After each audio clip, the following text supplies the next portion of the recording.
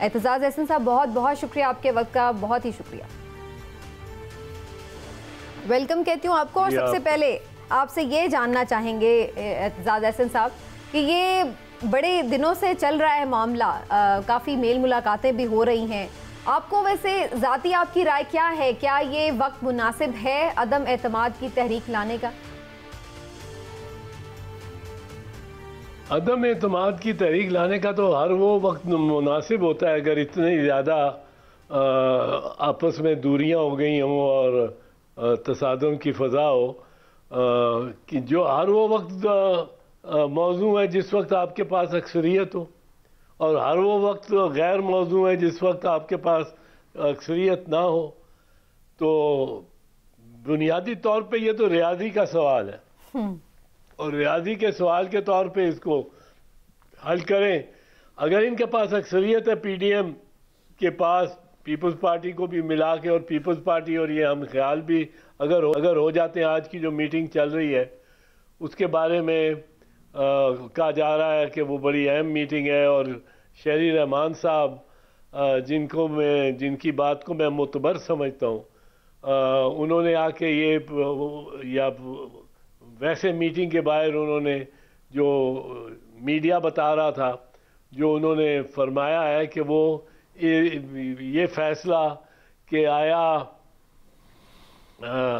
Vote of no confidence अदम एतमाद की तहरीक जो है ये पहले स्पीकर के खिलाफ लानी है और बाद में प्राइम मिनिस्टर के खिलाफ, या इसमें फिर पहले प्राइम मिनिस्टर की ही हो।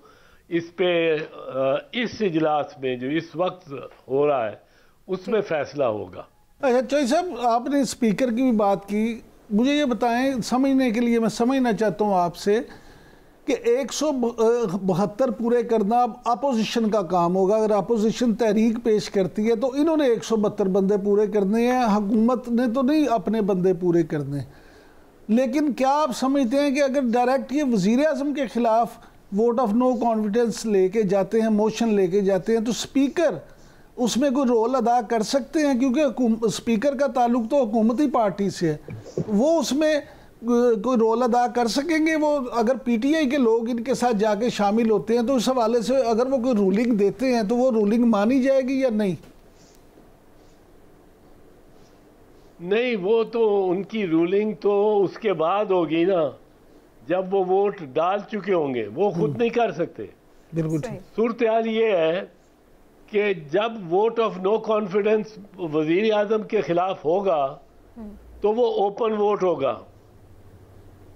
उसके बाद फर्ज कीजिए 8 मेंबर पीटीआई को वोट नहीं देते या किसी पीपल्स पार्टी को नहीं वोट देते, तो जो पार्टी लीडर है पार्लियामेंट में उसके पास ये इख्तियार है कि वो एक रेफरेंस भेजे इलेक्शन कमीशन को कि इन मेंबरान ने पार्टी की हिदायत के मुताबिक वोट नहीं दिया, तो इनको ख़त्म किया जाए इनकी मेंबरशिप को और इनको नाअहल करार दिया जाए। वो पार्टी लीडर लिखेगा तो तब वो जो है इलेक्शन कमीशन वो कोई कार्रवाई कर, लेकिन इसका मतलब ये बगैर नहीं कर सकते। तो सब इसका मतलब ये हुआ कि अगर अपोजिशन की ये बात ठीक हुई कि जनाब उनके पास पीटीआई के लोग मौजूद हैं, हुकूमती मेंबर उनके साथ हैं, तो उनका वोट अगर वो कास्ट कराने में कामयाब हो जाते हैं तो फिर जो भी कार्रवाई होगी वो उसके बाद होगी। जी हाँ,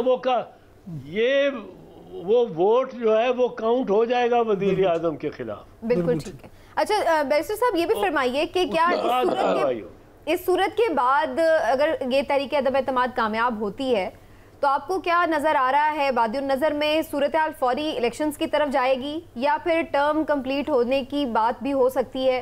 क्योंकि इस तरह की भी डिस्कशन पे तो दोनों फार्मूले ही ऑपोजिशन मुख्तलिफ जमातें जो हैं वो आपस में बातचीत कर रही हैं। आपकी नज़र में ज़्यादा कौन सा आपको लग रहा है कि उसके इम्कान हो सकते हैं? पाकिस्तान में मैं कहता रहता हूँ, माजी के अलावा कोई पेशीनगोई नहीं की जा सकती। You can predict nothing but the past. सही, ये याद रखा कीजिए। ये जो हम चला देते हैं ना जी, कुर्बानी से पहले कुर्बानी होगी और फलां से पहले फलां होगा और मीम में से शीन निकलेगी, नून में से, ठीक है, ये बातें इनसे पाकिस्तान की सियासत का हाल भी पाकिस्तान की क्रिकेट टीम वाला, ये सही कह रहे हैं बैरिस्टर साहब। समीना देखें, इत्तेज़ाज़ हसन साहब ने बड़ी खूबसूरती से पहले कहा है कि पाकिस्तान में सिर्फ माजी के हवाले से प्रेडिक्शन की जा सकती है, हाल और मुस्तकबिल के बारे में कोई पेशीनगोई नहीं की जा सकती। तो लेकिन कुछ नहीं कहा जा सुन ले, कुछ नहीं कहा जा सकता, लेकिन करीने क्यास यही है कि लाएंगे जरूर, कि वो अब लाएंगे, क्योंकि जितना मोमेंटम बन चुका है और जो बातें हो रही हैं और जो लंदन से भी खबरें आ रही हैं। चौधरी साहब, ये भी लंदन से खबर है, ज़राए का ये कहना है कि मुस्लिम लीग नून के कायद मियां नवाज शरीफ जो हैं, उनकी मुलाकात तो नहीं हुई जहांगीर तरीन से, लेकिन उन्होंने जहांगीर तरीन को फूल भिजवाए हैं और उनकी सेहत के हवाले से नेक ख्वाहिशात का इजहार किया है। और ये भी कहते हैं, यहाँ पे जो वाकफा ने आल हैं हमारे, उनका ये कहना है कि जिस तरह हिलाली साहब ने भी जिक्र किया कि तरीन साहब जो हैं वो इस पूरे मामले में हुकूमत के साथ जाने की बजाय अपोजिशन ये समझती है कि इनके साथ जाएंगे। तो इस सारी सूरत हाल पे आप क्या समझते हैं कि जहांगीर तरीन को मुस्तकबिल की सियासत में क्या सूट करता है, खान के साथ जाना या अपोजिशन के साथ जाना?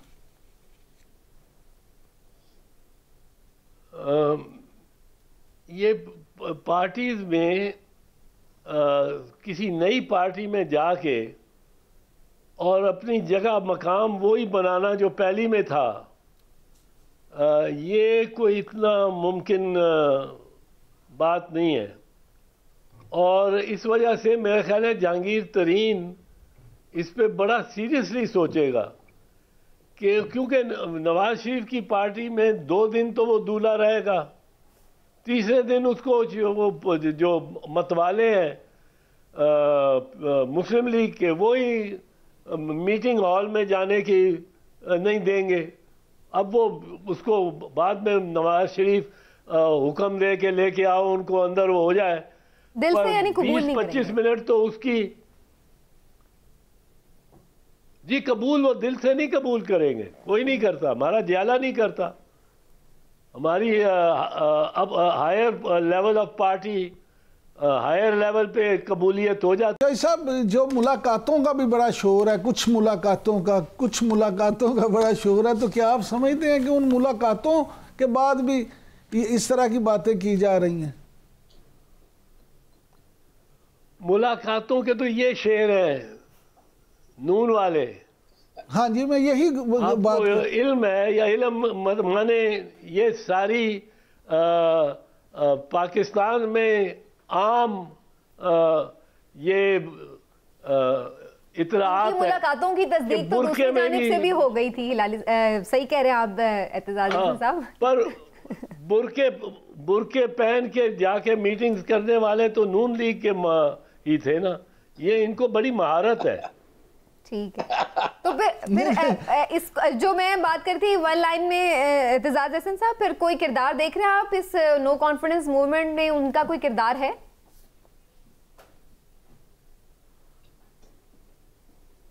मैं जो आपको कह रहा हूं कि वो ये हो ही नहीं सकता कि वो गैर जानिबदार हो। ठीक है, चौधरी साहब ने तो मतलब किरदार है, लेकिन वो कहाँ पे है वो आपने खुद आइडेंटिफाई करना है। चौधरी साहब ने तो गल मुकदी मुकाती है ना, एम्पायर न्यूट्रल नहीं हो सकती। ਅਸੀਂ ਪ੍ਰੋਗਰਾਮ ਮੁਕਾ ਲਈਏ ਇੱਥੇ ਹੀ।